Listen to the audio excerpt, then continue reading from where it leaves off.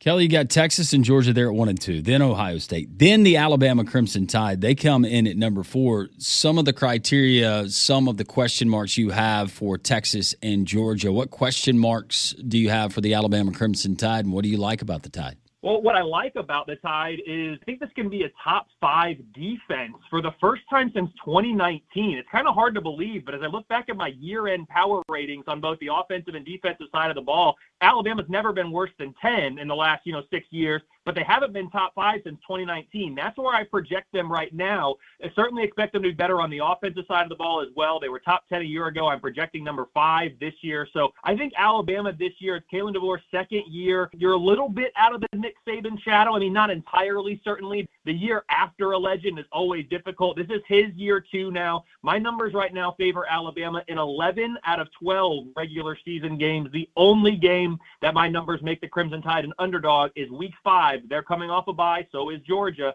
And that game, again, at Georgia, I've got a 41% win expectancy for the Crimson Tide. But I certainly expect Alabama to be back in that mix for a spot in Atlanta and absolutely a spot in the 12-team CFP. Last year, I do believe Alabama was underranked by the committee by 1 spot. I would have had them in the college football playoff as my number 11 seed. They would have been my 10th in my most deserving rankings, but number 11 seed because of how the seeding was done a year ago. So I would have had South Carolina, Alabama, and Army in. I would have had SMU, Clemson, and Ohio State out. Yes, I would have had Ohio State out.